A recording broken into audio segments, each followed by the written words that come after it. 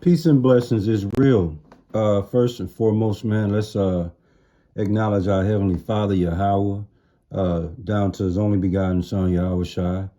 We must acknowledge Yahweh through His only begotten Son, Yahweh Shai. Without Yahweh through His only begotten Son, Yahweh Shai, none of this is possible, man. So let's put some respect on it.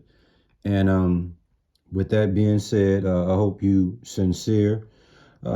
Brothers and sisters, man, is truly edified by this word tonight, man. And we're going to name this word the greatest way of showing, or let me just say it this way. I'm sorry, Salakia. The greatest example of showing love and humility is to wash another person's feet. Okay, to wash someone else's feet.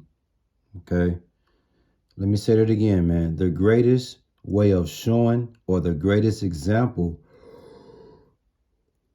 of showing love and humility is to wash someone else's feet, man. In this word tonight, man, I want to speak about humility and love. Okay. And I think that in the world that we live in, if we humbled ourselves down and would show love to our neighbors and to our loved ones, man, a lot of this senseless violence would be decreased, reduced tremendously. Okay. When it comes to love, Yahweh Shai's greatest two commandments was centered around love. And it's love your neighbor like you love yourself, obviously. And the number one commandment is love the Lord, man. And so love is what's missing today. And one of the things that spearheading the lack of love is people being too proud. Okay. And what Yahweh Shai did was very, very, very noble, very, very classic, man. Because what he was able to do was wash the feet of his own disciples. Okay? Imagine that. All right? Yahweh Shai washed the feet of his disciples. What you see on the screen is an example of what it's like to wash someone's feet. Okay? Now, one would say, like a woman, she wouldn't have a problem washing her husband's feet. Vice versa. The husband wouldn't have a problem to wash his wife's feet. Okay? That's quite natural. But if you're a man, imagine washing your brother's foot or your best friend or one of your homeboys. Imagine that. It wouldn't happen. Okay? It was unheard of. So when Yahweh Shai did what he did in regards to washing his disciples' feet, that was unheard of, man.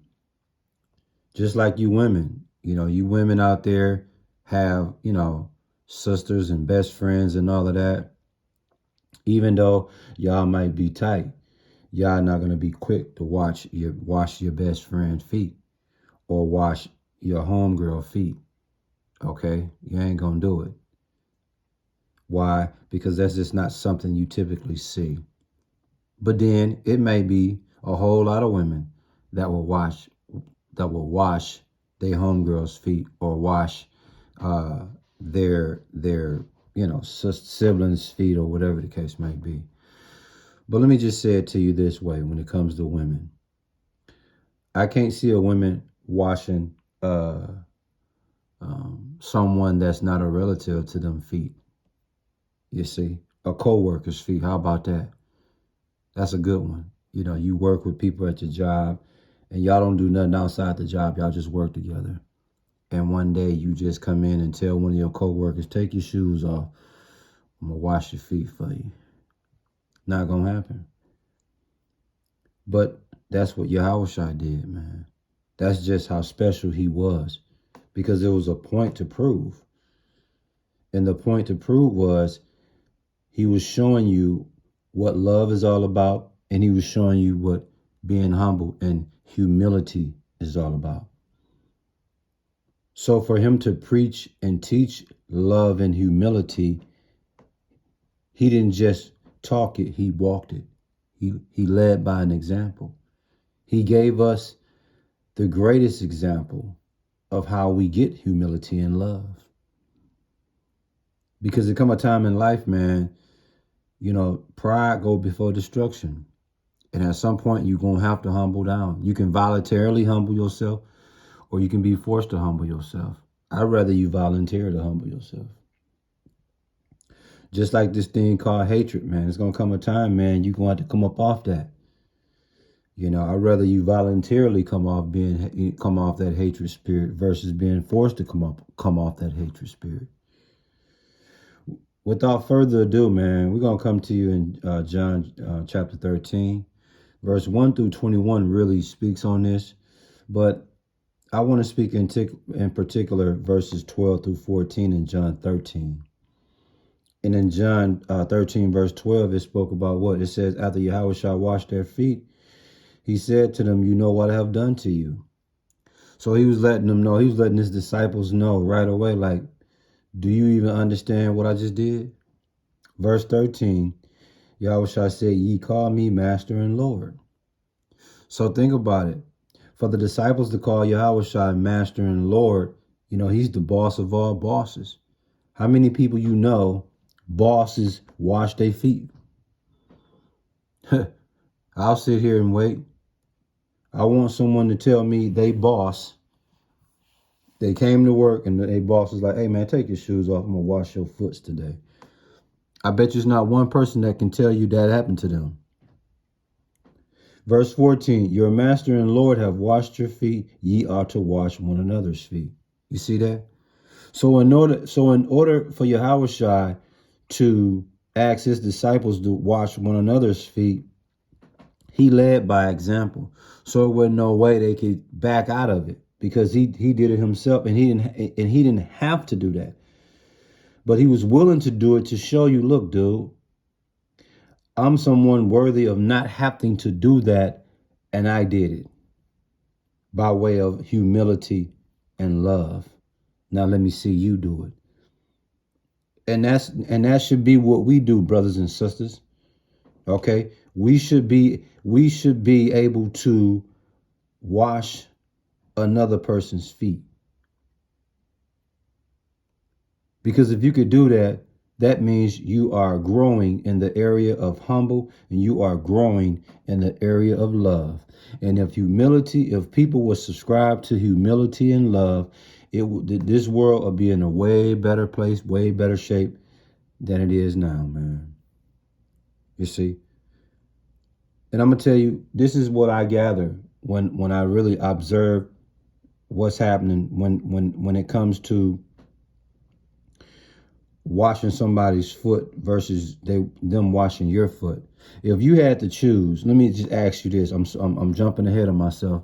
So let me just say it this way. Let me ask you this question, brothers and sisters. Here's the scenario. Would you rather wash someone else's feet or have someone wash your feet? How about that? Think about that. Would you rather wash someone else's feet or someone else wash your feet? You see? We all know what the answer is. You rather someone wash your feet before you wash theirs. And that's the mentality that we have today. People rather be served and not be a servant. You see? And that's where that humility needs to come in play. You see? When it comes to feet, okay, we're not talking about nice, pleasant feet, nice smelling feet. We talking about dirty, filthy ass, stinking ass, unpleasant feet. That's what Yahushua did. He washed those. You got to keep in mind the disciples was on the road walking, man, in sandals with dusty road, muddy road.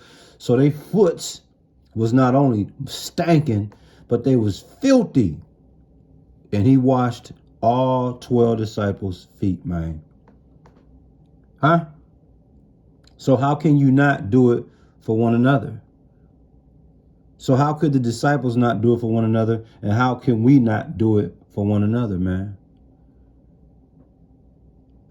The greatest way, the greatest example of showing love and humility is to wash another person's feet, to wash someone else's feet, man. And I'm talking about dirty, filthy, stinking ass feet, toe jam feet.